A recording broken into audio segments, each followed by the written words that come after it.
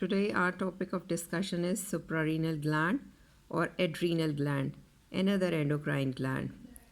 You should know that these are located as a paired organ and rather embedded on the renal adipose tissue near the superior pole of the kidneys. They could be semilunar shape, half moon shape, or pyramidal shape, being covered on its outer side by the dense connective tissue capsule, which is irregular. It is gonna send septa insides in the gland's parenchyma. So we should know that the stroma basically, which is a supportive framework, mainly consists of reticular fibers having the microvasculature in it to pass through and through. The outer part, which is the larger peripheral part, is yellowish in color and is known as adrenal cortex. And the reddish brown central area is called as adrenal medulla.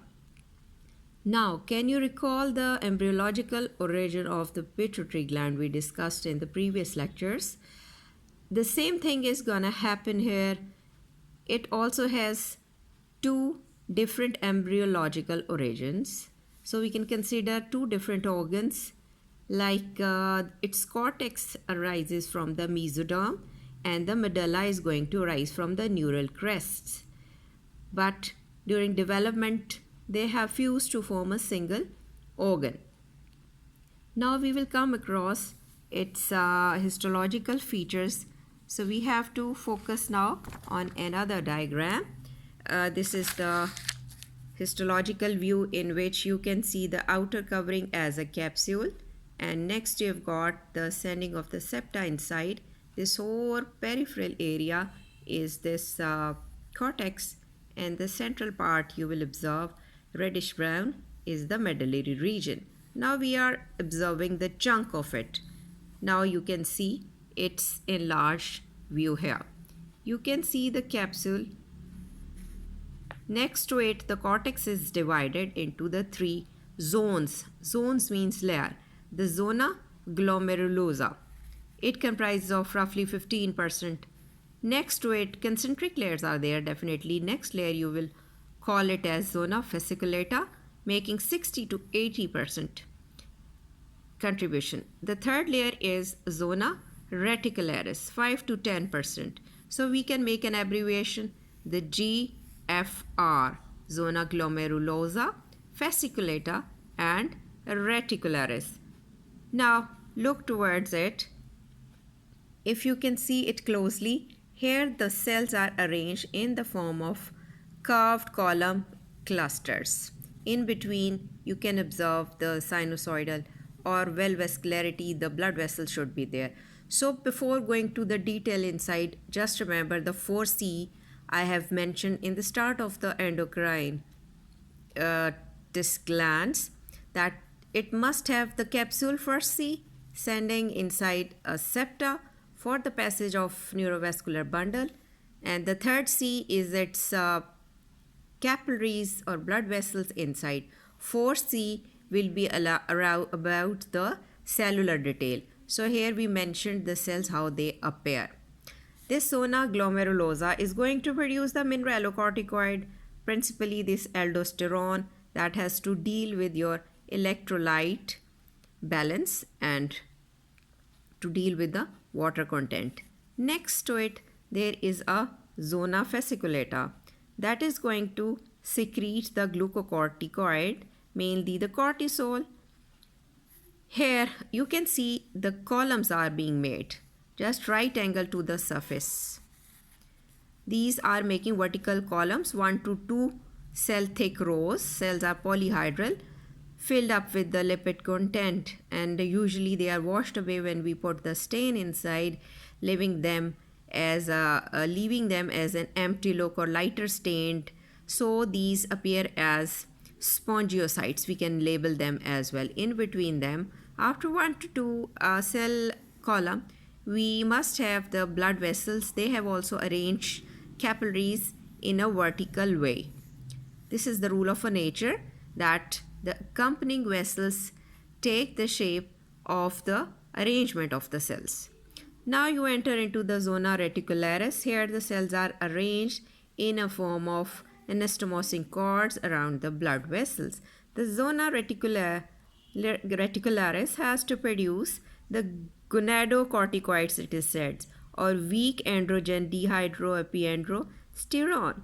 It has to be produced in the male and the female as well. Now come towards the adrenal medulla. Adrenal medulla is going to secrete the epinephrine and non-epinephrine. Here the cells are known as chromaffin cells because they have got the affinity for that particular dye, and they are being supplied by the preganglionic sympathetic nerve endings.